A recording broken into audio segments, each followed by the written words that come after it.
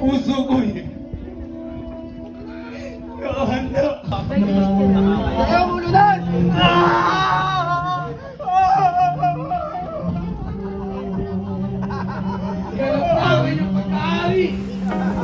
Yo mga kasiko, it's me again, your Kuya Oreo, ang kuya mong may Oreo sa siko. This time, samahan nyo lang ang gumanap na Kristo sa sinakulo. Pero bago ang lahat, pakain muna tayo dito ng cute na aso.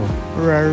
Kailangan nga pala ako make-upan para syempre maayos naman ang mukha natin at presentable. Syempre gagamit tayo dito ng products ng Everbelena Cosmetics. Everbelena, baka naman. At para sa kaalaman ng lahat, itong sinakulo ay isang paniniwala ng mga Kristiyano tuwing Holy Week kung saan isinasadula ang naging buhay ni Jesus na umubomba siya dito sa lupa at nagkatupang tao upang iligtas tayo sa mga kasalanan.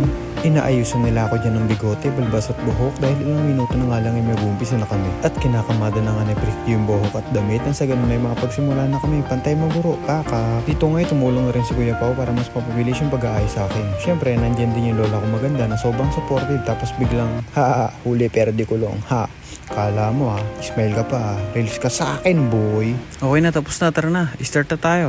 At sabi ni Kuya Jerda, pakarap. Ito yung pinakapaborito kong scene kung saan iginapo si Jesus at inagupit ng latig. Nasasaktan siya ngunit tinitiis niya yun dahil masinunod niya kung anong utos ng ama sa kanya. Ako ay pinarito upang tubusin ang sala ng sanlibutan. Ay tahimik ang pinakamamahal mo.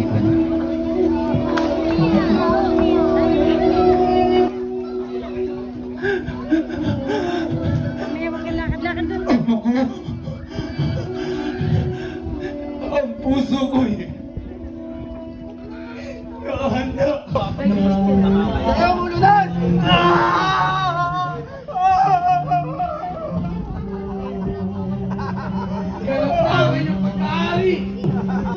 Para ko lari-lari!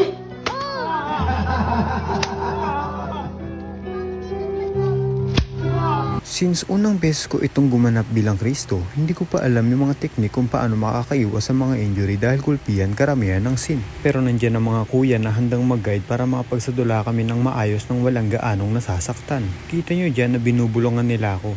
Maya't maya tanong nila, kaya pa rap? Hawak ka dyan sa tali rap para di ka madisgrasya. Sabihan mo ako rap pag need mo ng tubig Puka muna dyan sa lilim, wala ka pa naman sa sin. Konti na lang rap, patatapos tayo. Iba't iba ang paniniwala ng mga tao sa mundo. Ngunit palagi nating tatandaan ang sinabi sa atin ni Jesus, ibigin ang iyong kapwa, gaya ng pag-ibig mo sa iyong sarili. At kung tayo mag-iibigan, iba-iba man ang ating paniniwala, ay naniniwala akong dadalhin tayo nito sa kapayapaan. Sa pagsasadulang ito ay nais namin ipahayag na buhay ang Diyos, na palagi kang may kasama sa anumang pagsubok, palaging may solusyon. Ang kailangan mo lamang gawin ay manalangin at kumilos.